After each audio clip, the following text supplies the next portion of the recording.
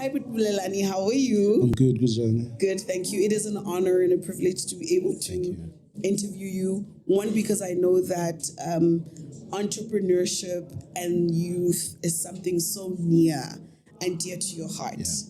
And I want to know why, because your whole life is youth and entrepreneurship. Thank you so much. I think good afternoon out there to all the listeners.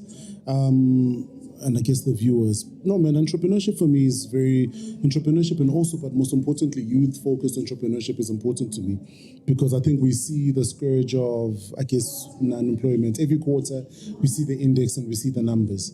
And we also then on the other side see young individuals that are very charged up, that are very vibrant, that want to build these businesses, that want to build these products and build these solutions.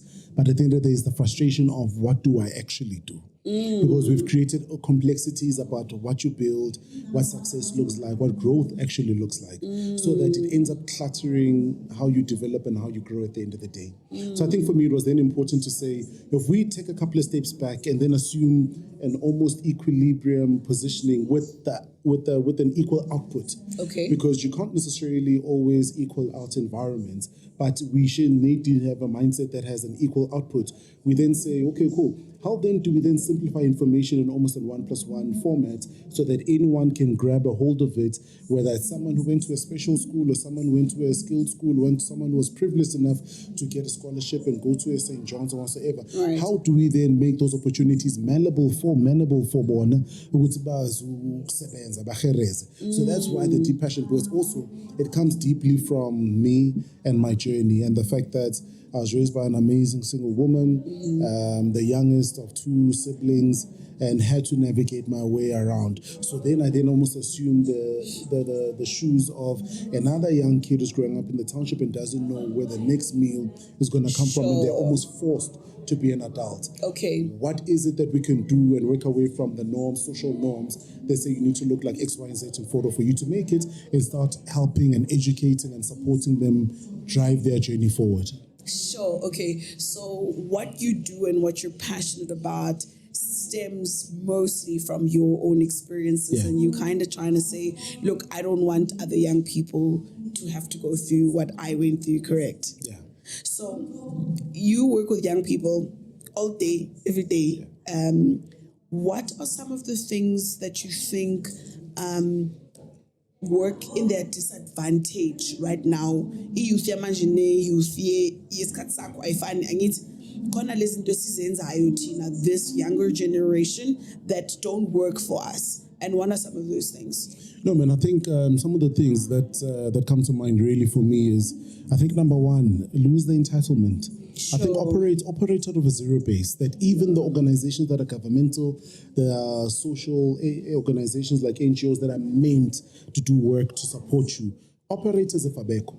So that, because you're not there then does that, even when they make a call to say, we would like to support you, you almost attend to that opportunity with humility, not with a mindset of entitlement. Sure.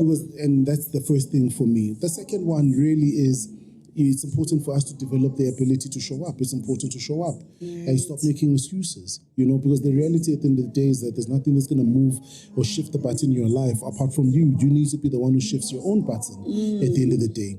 The third one really for me is the innate understanding that the best time to start it now, the next best time to start will still be now, wherever you are in that moment in time. Then sometimes we then develop an imposter syndrome that says certain opportunities are for certain people. No opportunities are reserved for certain people. Okay. Success is no VIPs. The only thing that creates the VIPs, people that actually that work extremely hard, that gets into those spaces. Right. If you work hard, that is actually the access ticket for you to get onto the other side and better your life. Right. So I think that then becomes the most important. But the last one, and definitely not least, is it's important to get things done. Right. Because my firm belief is talk is cheap, numbers don't lie. Anyone can talk a big game and not deliver. Anyone can say whatever they want to say and not do what they need to do. It's important for you to ensure that you deliver as impactful work as possible. And sometimes you then think that you need to have things in order to deliver. Show up. So sometimes when you show up, you might even get rewarded for your diligence in showing up. Because scarcity, because one of the biggest scarcities in Africa is service delivery. Right. So just being able to be consistent and showing up and showing dedication in your delivery sets you up apart from other people that even have the resources but don't respect them. Right. Last question. This one is a little bit more personal.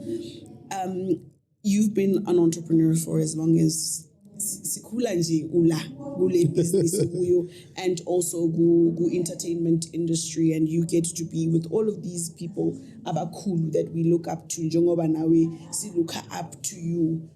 What has it been that has rooted you as a person in principle? No, I think for me what's rooted me, definitely number one, all the principles I was taught by my grandfather, my mother, my family. Secondly is my faith and my belief that has rooted me, that has kept me humbled. As I grow older, some of the deep things that root me are in and around legacy and the fact that I've got two boys, one who's 9 and one who's 5, and being able to be a better model sort of hones me into place. But also equally, it also then hones me in as far as curbing financial spends and any other thing. Then I think much more deeper about relationships, friendships, people, circles, the deals that I work on, where I work them on, because now there's an indirect and direct impact. Right. And I think those are some of the things that have definitely shaped me.